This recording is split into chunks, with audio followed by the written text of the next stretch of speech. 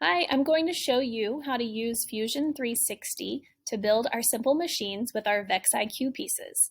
And first of all, to get there, I'm going to click into the orange folder, Activity 2, Simple Machines and Forces.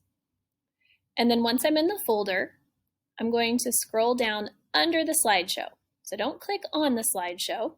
Underneath it says Inclined Plane Fusion 360 Directions. That's the link I want to click. And it takes me to this page within Schoology. Now I want this to open up to its own tab. So I have two options. First of all, there's this square with the arrow in the corner. Second of all, you see that my cursor is an arrow right now, but when I click on these blue words, or when I hover over the blue words, it turns into a hand. That means that it's a link. So I can click either the blue words or the square with the arrow, and it opens it up into its own tab.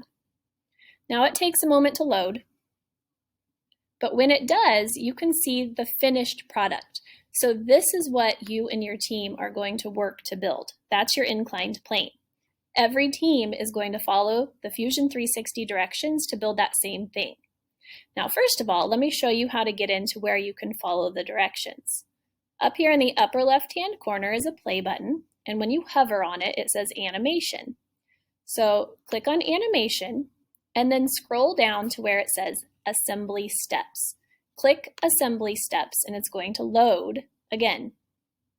Now once that's loaded, I can click the X to get rid of that animation box. What you see now is what the first step is to building your inclined plane. These are the 5 pieces that the materials manager is going to need to get out.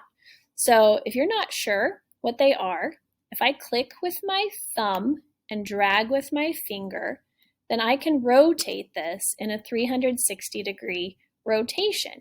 So I can see the parts from every angle. Okay, that's why it's called Fusion 360. Now, if I just want to scoot the parts over without it rotating, look at this down here. Well, first of all, let me show you the play button. So when I click play, it's going to start going through the directions on what you do and what you need to follow. Let me move my picture. I think it's in the way. There we go. But if I want to just scoot this without it turning like this, the pan option right here, which is the little hand, is what I would click. So if I click the hand, it turns blue to show me that it's been clicked. And now when I move this, it just scoots left and right and up and down. It doesn't rotate anymore.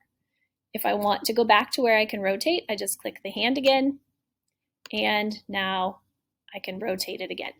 So really the only 2 buttons on this menu bar that you'll need to use are the play and pause button and the pan button, which is the hand. Nothing else will help you. It'll just waste your time. So when you're ready to build, you'll push the play button. The materials manager will get out the parts, hand them to the builder. The builder will put it together. And the technology person will be playing and pausing the video as needed. You'll also be able to look at this blue line here. You can back up the video. If you missed a part, like, oh, I don't remember what holes those went in, you can back it up and then just click play again and pause. Now, every step of the way, you're going to pause it so that the builder has time to put those pieces in. And it is super important to count the holes and to see what hole each piece is placed in. And also look at the direction that the pieces are going to make sure that you put the pieces in the correct direction. You can always actually take the parts, hold them up to your computer screen, the same direction that the picture on the screen is facing, and make sure yours matches what you see on the screen. When you're ready to go, you just click the play button again, and it will show you to flip it over, but then it shows you what next parts you will need to get out. Oh, a little glitchy. Every once in a while it gets a little glitchy, but it's okay. So notice I paused it, so I missed a little bit because it was glitching. I'm going to go back. So I see that the materials manager needs to get me out these 4 pieces. If I'm not sure what size this is, you can turn it. You can count the holes. 1, 2, 3, 4, 5, 6, 7, 8, 9, 10, 11, 12. So this is a 2 by 12 beam that I would get out. So some very important things to make sure that you're building precisely is that you rotate it and pause it to make sure you're counting the holes to where it needs to go in, holding your design up to the screen to make sure that it matches what you see on the screen, and talking, communicating as a group, talking kindly to each other, asking each other for help if you need it.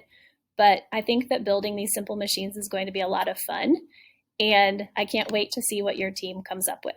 Have fun.